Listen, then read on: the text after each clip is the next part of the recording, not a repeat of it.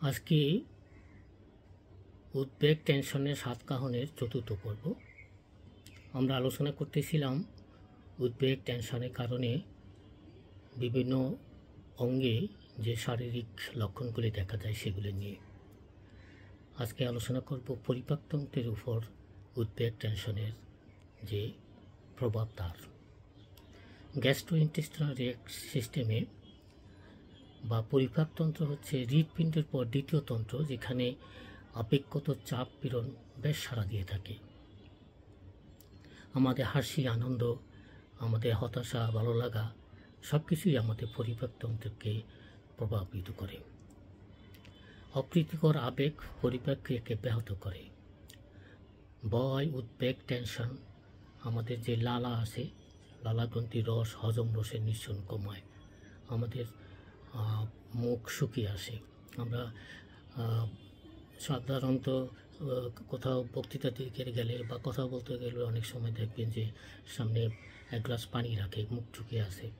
অর্থাৎ যে মুখ শুকিয়ে আসার কারণ হচ্ছে লালা গ্রন্থির রস কমে যাওয়া। এছাড়া পাকস্থলী, নড়াচড়া, রক্ত সরবরাহ কমে যায়।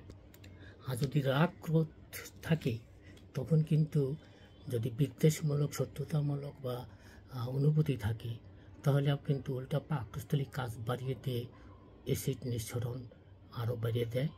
আমাদের অন্ত্রের নড়াচড়া বেড়ে যায়, রক্ত সরবরাহ বেড়ে যায়। এই জন্যই দেখবেন টেনশনের সময় মুখ শুকিয়ে আসে, ঠোঁট চাটতে থাকে, মনে হয় গিলতে কিছু অসুবিধা হচ্ছে, অথবা মনে হয় গলায় কিছু আটকে যাচ্ছে। এমনকি তখন আমাদের রুচিও কমে যায়। রুচি আমাদের পাকস্থলীতে মনে হয় ফিতার গিট দিয়ে বেঁধে রেখেছেন। পেট মোচড়াতে থাকে বা বমি বমি ভাব থাকে। মিস্টার উইলসন ইংলিশ পরিপাকতন্ত্রের উপর এই আবেগগত সমস্যার বেশ কিছু লক্ষণের কথা বলেছেন। আমাদের পেটের যে সমস্যা, তার বেশিরভাগ 2/3 ক্ষেত্রেই এটা মানসিক কারণে হয়। আমরা বলি আমাদের রুচি কমে গেছে বা রুচি বেড়ে গেছে, আমাদের পেট ব্যথা হচ্ছে, আমাদের পাতলা পায়খানা হচ্ছে অথবা পায়খানা কষা হচ্ছে। আমরা অনেক সময় বলি IBS, ইরিটেবল বাউল সিনড্রোম, যেটা যাবতীয় যাই বলি না কেন, এই সব কিছুর যত না শারীরিক কারণে হয়, মানসিক কারণে কিন্তু আমাদের এই পরিপাকতন্ত্রের রোগগুলি বেশি হয়ে থাকে। আমি আবারও বলেছি, আমাদের পরিপাকতন্ত্রের পেটের যে রোগ, অসুখ, ব্যাধি, এগুলি 2/3 হচ্ছে মনস্তাত্ত্বিক কারণে হয়ে থাকে।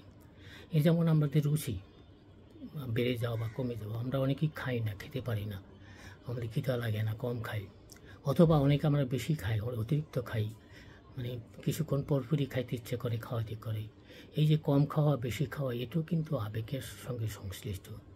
অর্থাৎ কেউ না খেতে খেয়ে চিকনা হাড্ডিসার হয়ে যায়, আবার কেউ বেশি খেয়ে মোটা হয়ে যায়, এবং ওবেসিটি যাকে বলি আমরা হয়ে থাকি।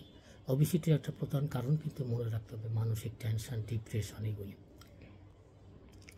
তো এই যে কখনো না খাওয়া অথবা কখনো রাক্ষসের মতন খাওয়া, এছাড়া আমাদের যে গ্যাস্ট্রিক আলসার হয়, আমরা যেটা বলি পেপটিক আলসার হয়, আমাদের যে কলাইটিস হয়, অথবা পায়খানা শক্ত হয়ে যাওয়া, কনস্টিপেশন হওয়া বা ডায়রিয়া হওয়া, পাতলা পায়খানা হওয়া, এগুলি সব কিছুই কিন্তু মানসিক আবেগ, পীড়ন, টেনশন, উৎকণ্ঠা, রাগ, ক্রোধ, বিষণ্ণতা, এগুলির সঙ্গে খুবই সংশ্লিষ্ট। আমি আগে উল্লেখ করেছি, ইরিটেবল বাউল সিনড্রোম বলে যে রোগটাকে বলা হয়, এটাও মানসিক এবং মনস্তাত্ত্বিক কারণের সঙ্গে সম্পর্কিত। সবশেষে উল্লেখ করব এই যে গ্যাস্ট্রিকের কথা যেটা বলতেছি, আমরা সাধারণত গ্যাস্ট্রিক হলে পেটের ব্যথার জন্য ওষুধ খাই। সে ওষুধে অনেক সময় দেখা যায় যে রোগীরা প্রচুর ওষুধ খাচ্ছে, কিন্তু তার গ্যাস্ট্রিকের সমস্যা কমতেছে না, এবং রোগীরা এই ডাক্তার ওই ডাক্তারের কাছে যায়, ডাক্তারও বিভিন্ন রকমের অ্যান্টিগ্যাস্ট্রিক ওষুধ যত রকমের আছে সবগুলো দিতে থাকে। মনে রাখবেন, গ্যাস্ট্রিক সাধারণ অল্প মাত্রায় যদি আপনার গ্যাস্ট্রিকের সমস্যার সমাধান না হয়, তাহলে বুঝবেন যে এর সঙ্গে আপনার মনস্তাত্ত্বিক, মানসিক কারণ জড়িত রয়েছে। মনস্তাত্ত্বিক কারণে যখন উদ্ভূত অ্যাসিডিটি বেড়ে যায়, তখন আপনি শুধু গ্যাস্ট্রিকের ওষুধ খেলেই সেই আলসার আপনি ভালো করতে পারবেন না, গ্যাস্ট্রিকের ব্যথা আপনার ভালো হবে না। এর সঙ্গে আপনাকে অবশ্যই মানসিক রোগের বিশেষজ্ঞের সাহায্য নিতে হবে, বিশেষ করে কাউন্সেলিং সাইকোথেরাপি নিতে হবে, যে কারণে আপনার উদ্বেগ উৎকণ্ঠা এই সমস্ত কমিয়ে না আনতে পারলে শুধু গ্যাস্ট্রিকের ওষুধ খেয়েই গ্যাস্ট্রিকের ব্যথা বা গ্যাস্ট্রিকের আলসার নিরাময় করা যাবে না। আজকে এই পর্যন্তই। পরবর্তী পর্যায়ে শ্বাসতন্ত্রের উপর বা রেসপিরেটরি রিঅ্যাকশনের উপর উদ্বেগ টেনশনের কী প্রভাব সেটা নিয়ে আলোচনা করব। Be positive, behave.